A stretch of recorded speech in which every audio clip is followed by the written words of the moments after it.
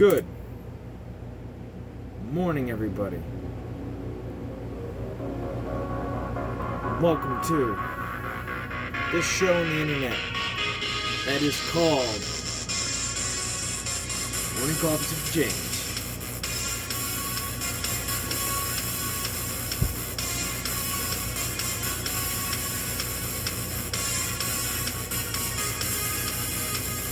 Looking fresh. Shaved yesterday, smooth as a baby's butt, because that's what women like to do. They like to kiss babies' butts. But they like to, never mind. Getting into the dirties on nothing much to do with that. Now I look like Kenny Loggins again.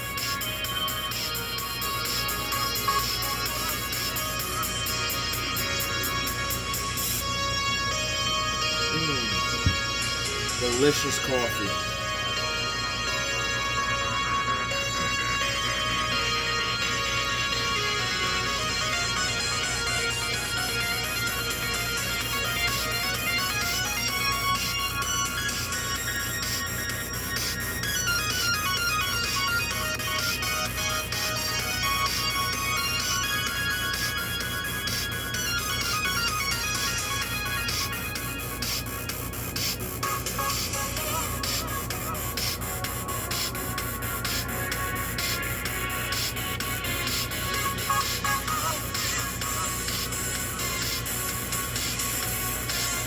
We're gonna keep going. I don't give a shit. It's 1980s, bro. This is Miami Nights, 1984, and this is called Early Summer because we had an early summer. And by the way, summer is not fucking canceled. All right. Fuck the governor. Fuck his collective asshole. And fuck every, blue state Democrat. And I know people out there think, not just the Democrat. No, you're right, it's not. It's these fucking people who somehow or another gained mediocre, these mediocre people who have gained mediocre power. And people with mediocre power are quite the dangerous, my friend. They're quite the dangerous. But today we're not going to be talking about that today. We're going to be talking about something else I want to be talking about. And that would be, today is June 11th. And I always talked about this on June 11th. I talked about what was coming up, what was going on. June 11th. So, for those who don't know, I've been having a little bit of trouble with, dealing with my brother's death. I know I'm using it over and over and I should get over it, but it's true. I mean, for the fact that and this is hard for me to say, but, to watch him go, to my last words is to get milk, thinking that he was going to be there forever and all that stuff, and thinking that, you never know until somebody's going to go. You know what I mean? No, you never know when somebody is going to just vanish like that. And so, yeah, it was kind of tragic. There we go. Alright. So anyway, I want to talk about what I had been doing. So last year I took a 4-month sobriety for my brother. So what that meant was no drinking, no smoking, no other smoking. But there was one other vice, and now before I get into that, I don't want to talk about it before I get into what it was. So, drinking and smoking wasn't my real problem. Smoking cigarettes or drinking alcohol wasn't, because I wasn't. Here's the thing: I wasn't a big. I like drinking alcohol. Don't get me wrong. I don't like drinking excessively to the point where I black out drunk, because I did that once and it wasn't fucking fun. And I got made fun of for it, so I was like, fuck that shit. However, I never smoked cigarettes. So I smoke cigarettes here and there. If you see my previous videos, you see me, puffing on a cigarette. especially for the New Year's one, which was a lot of people were like, "You smoking cigarettes? Oh no!" Well, I'm 32 years old, so please don't.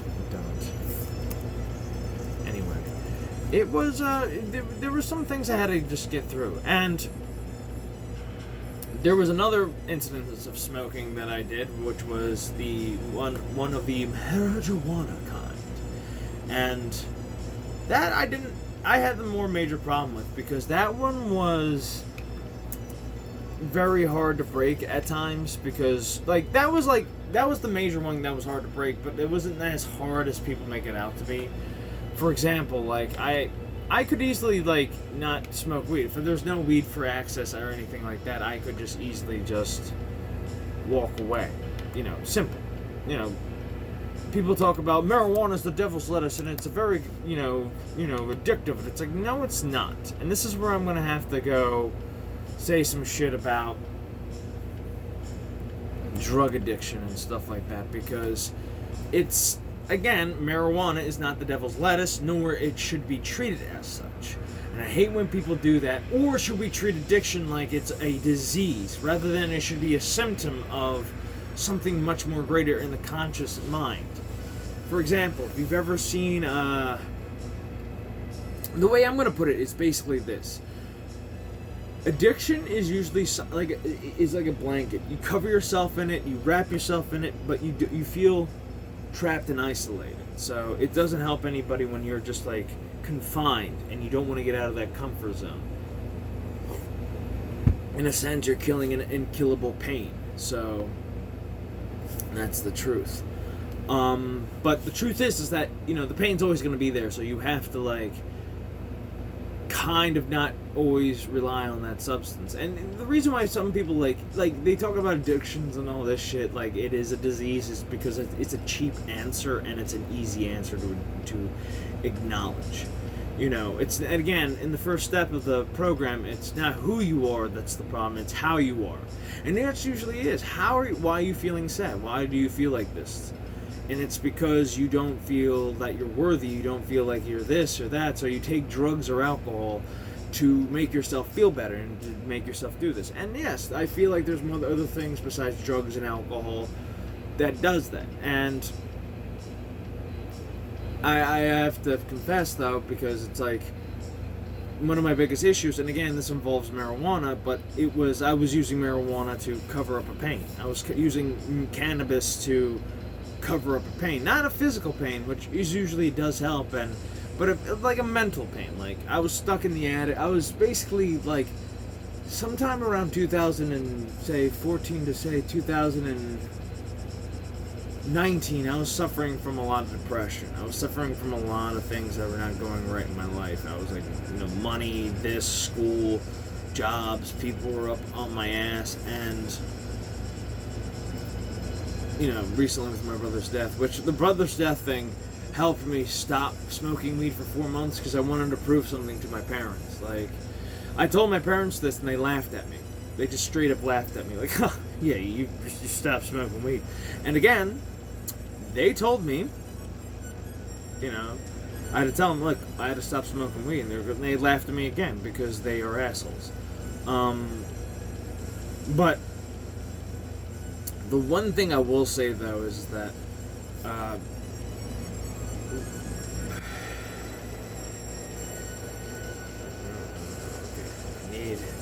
need to look at this visual here for a second, but it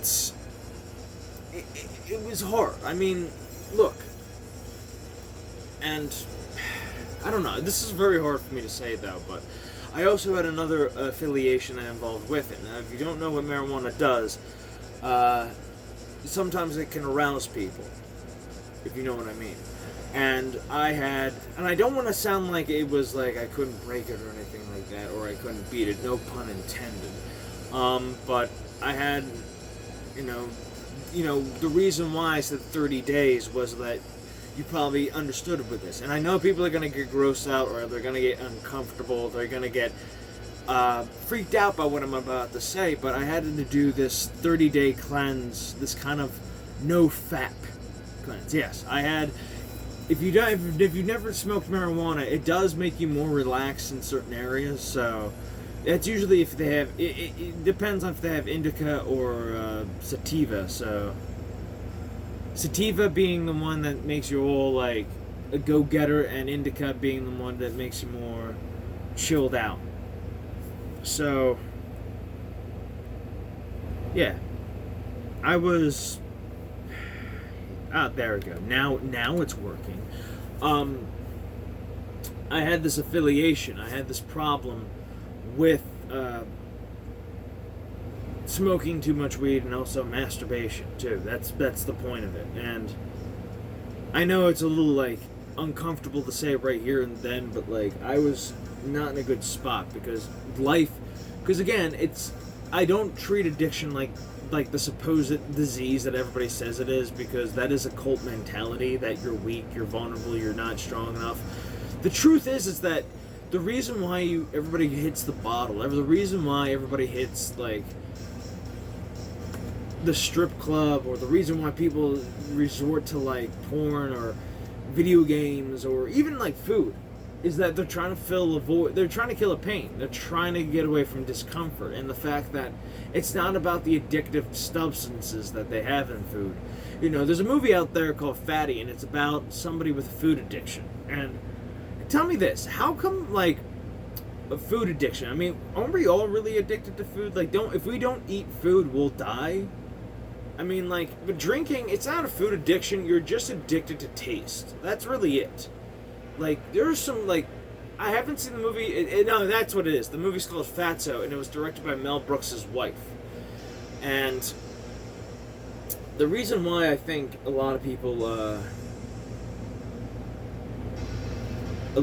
get up, like, you know, people don't really understand addiction. And I hate the idea that it's chemical imbalance. It's a simple chemical imbalance. It's like that's an easy answer. Like, if a scientist said if you just cut off your toes, you'll be fine, you do it. Like, you know, this is why I think science has become the new religion, because it is and when I mean that is that people don't do their research. They don't get out and read the books and be like, no, addiction's not a disease.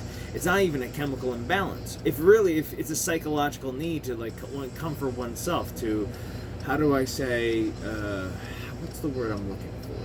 What is the word I am looking for? What is the word I am looking for? Let me think. It's not an addiction.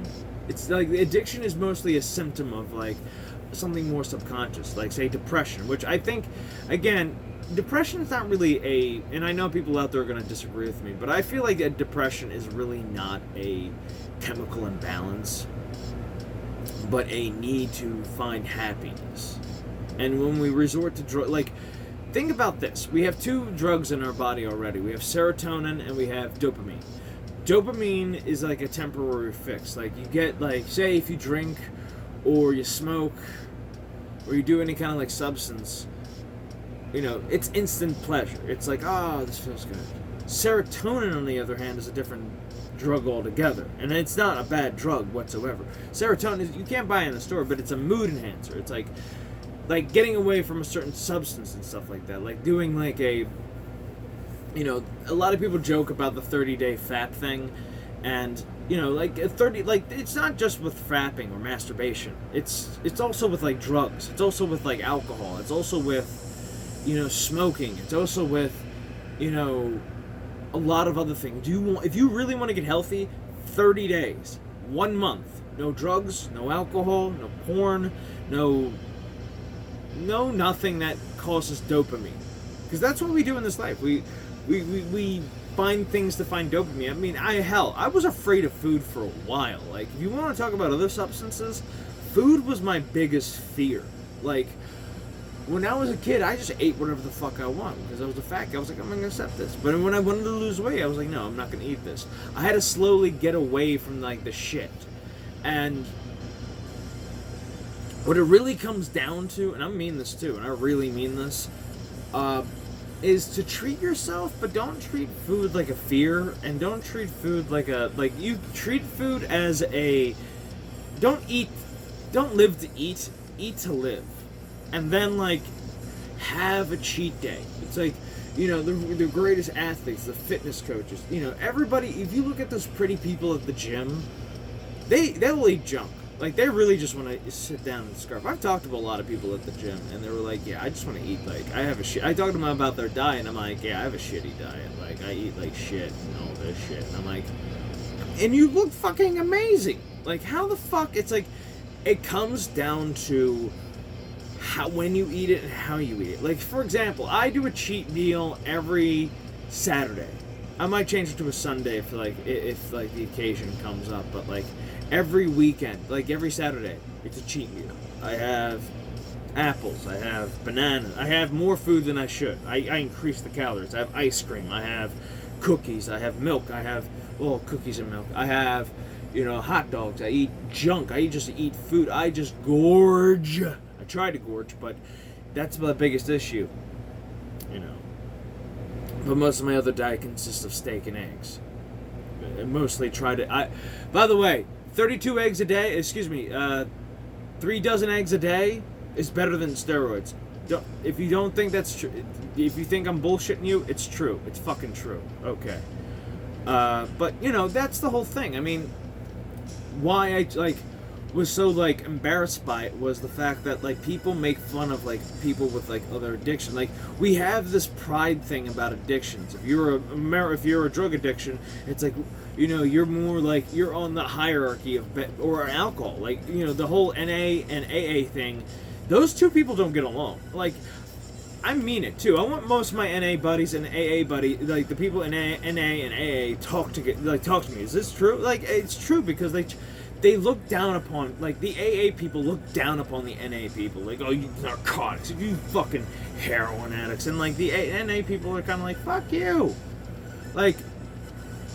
It's kind of the truth. And it's why do we treat one addiction with sincerity and contempt and all this stuff, but we treat this addiction with, bullshit. When Terry Crews came out, this is a true thing, when Terry Crews came out about his porn addiction, people laughed. Ralph Garman and fucking Kevin Smith made a joke about it. It's what's the matter? You can't beat it?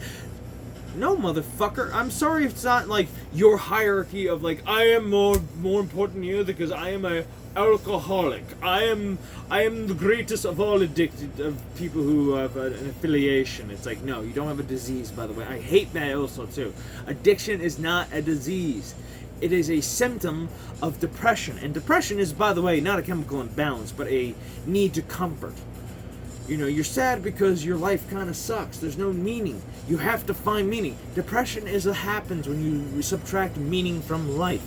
I mean, for fuck's sakes, why do you think Jordan Peterson is so popular? He's telling people to stand up straight, to find something that means something to you, make something. This shit is what makes me go all the time. I mean, hell, making art. I had my Joker moment a long time ago, and I mean when I mean Joker moment was that, that great bathroom. I didn't go into a bathroom. I didn't kill 3 Wall Street guys and go into a bathroom and start doing interpretive dance. No, you know what? I really do want to make a parody of that, or just do a Joker trailer, but it's Jack Napier, the traditional Joker. Because I want to see that story. But no, it's one of those things that pisses me the fuck off about society in general. We live in a society.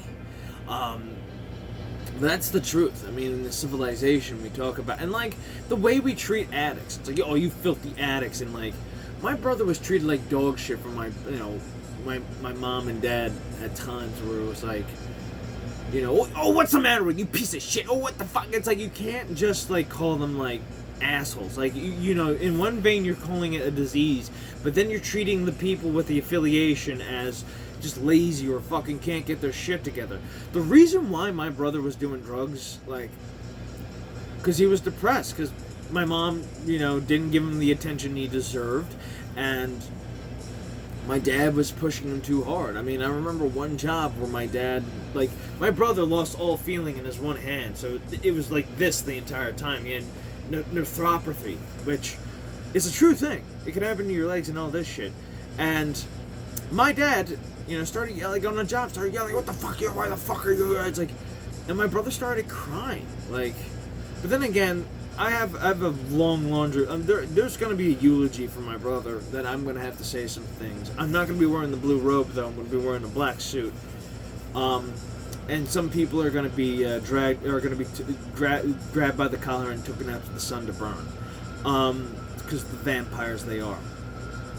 But it bugs the shit out of me how people treat addicts. It's like, instead of just being like, the question is, what's wrong with you? You should ask, why are you doing this? What is making you feel like this? Like, why do you feel like... And again, my brother had also, like, his wisdom... Like, another thing that happened to him, his wisdom teeth, he put out his wisdom teeth were rotted out. Like, black rotted out. And that, like, fucks with... Teeth fuck with you big time. Like, you have a toothache, it fucks with you. You have... You know, you ever get something in your teeth? It fucks with you. Throughout the entire day, you think, oh, shit, there's something in my teeth. You can't concentrate. You're fucked up. You know... And that's what I feel like happened with my brother. Something fucked up, you know, it fucked with him. That's all it is. And I feel like we don't treat that addiction, you know, as proper as we should. We treat it as like, you know, if you do drugs, if you do crack once, you're going to go down the road of you know. No, it's the crack. Like, again, there's a Joe Rogan. Look up Joe Rogan. Addiction is not a disease. It's a choice. Instead of facing the monster of chaos, instead of just facing the dragon of chaos, you decide to hide. You decide to, like, cover yourself in the blanket and just do one of these. And it's like, that's not healthy. That's not healthy whatsoever. And, like, granted, I'm not a guru. I'm not your guru. I'm not anybody's guru. I'm just some guy in a blue robe, you know, on his phone talking to everybody on the internet, you know. I'm only wearing a blue robe, so this is kind of a weird situation. So yeah, you know, and me confessing this whole thing why I've taken a 30-day thing. I started on May 11th. Let me look at the calendar here. I started May 11th. I've been fighting this thing since fucking April. May 11th. You know, I was gonna start in June. I was gonna start May 1st. I was like, yeah, I'm gonna get this done. We're gonna be good. It's a struggle. It's a struggle and an uphill battle. May 11th, like, that was the last day I, you know, participated in the act of, let's just say, happy fun time. Because, yeah, I don't want people getting grossed out when watching this. But I want people to understand this is that about addiction. It's like, and granted, some people are just, they can't deal with themselves. Again, it's not who I am that's the problem. It's how I am.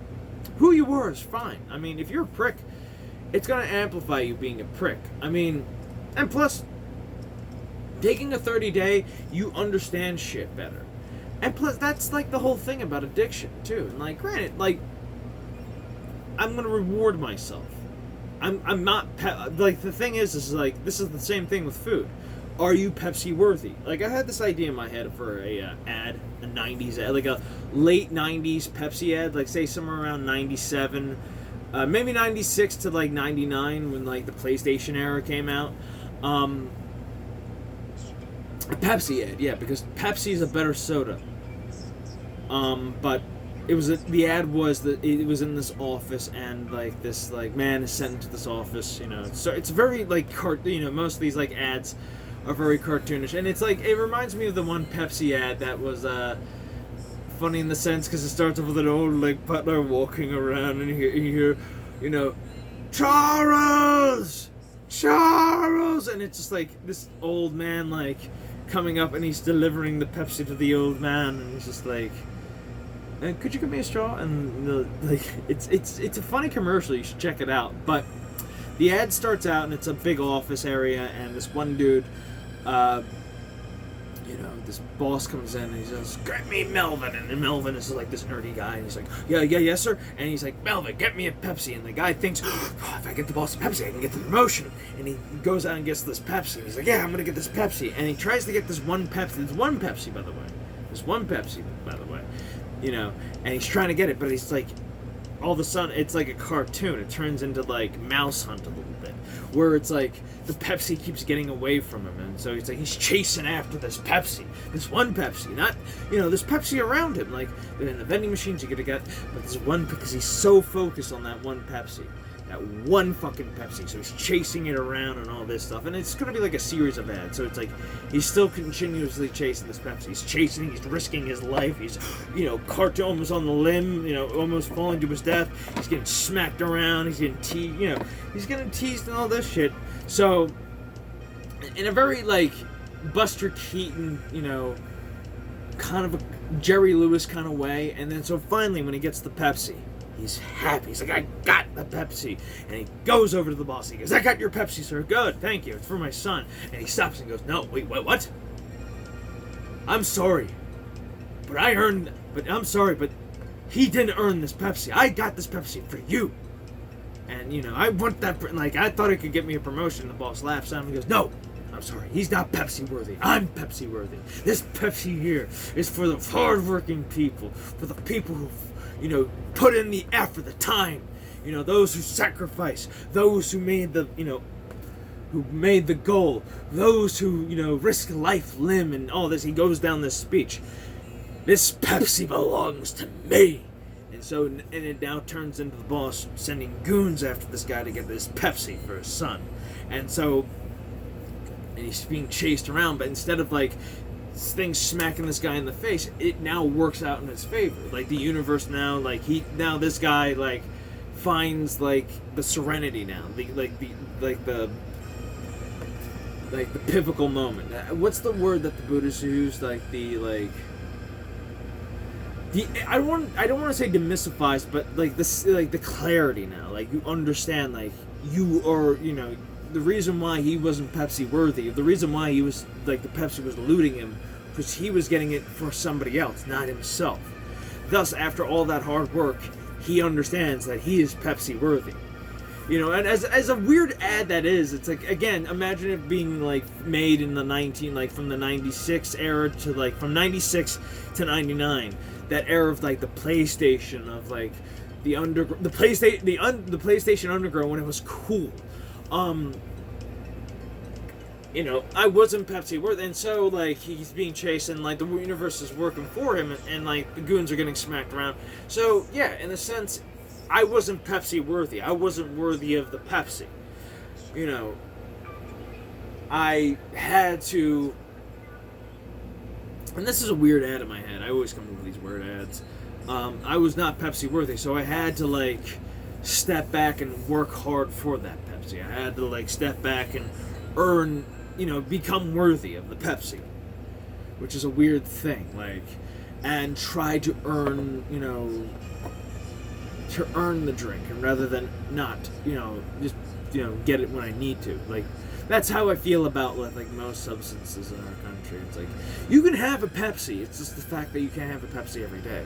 You can have a cigarette, but you can't have a cigarette every day. You can have a joint every day, You can have, happy fun time, but not every day. You gotta step back, you gotta like, give yourself the 30-day cleanse and do it once in a blue moon, not all the time. Like, have that cheesesteak, but you can't have it all the time. Like, set a date for yourself, set a goal. That's how discipline works, and discipline is freedom. When you give yourself the self-discipline that you have, you are free to do it. You have become, like, empowered. You've become your own master now. Alright, I think I've talked long enough, but that's the whole thing I just wanted to say. Yes, that's my confession. This weekend I'm gonna have a fat joint, but I think I'll go 90 days more into the no-fap, so I know I would gross most you out. You can have your laugh at me and be like, ah, I guess your palms are hairy, ah, you're a coomer. Fuck you. And then, by the way, all this name-calling is so fucking bullshit, which I'll get into another video later down the road, but there's something more important I want to talk about, so wait until the next video. So take care, love you, and bye-bye, and remember to give yourself the 30-day cleanse, alright? kill all your vices and give yourself a 30-day cleanse, because it is a beautiful thing. It is a beautiful thing. Once you're free of your addictions, once you're free of your demons, as Jordan Peterson would say, once you kill the demons, once you slay the dragon of chaos, you are free. You've become like, you unlock your potential. You don't know the full potential of you don't know your full potential, McCloud. Once you figure that out, once you unlock your potential, it's like Superman, where he fucking figures out how to fly in Man of Steel, and he's just, oh my god, and once you figure that out, it's like beautiful. Alright, I think this weird man in a robe has talked to you long enough, so I'll see you in the next video. Take care, love you, and bye-bye. Remember, you have the power, you have the potential to become stronger than what you are. In the words of Superman, you're stronger than you think you are. Peace.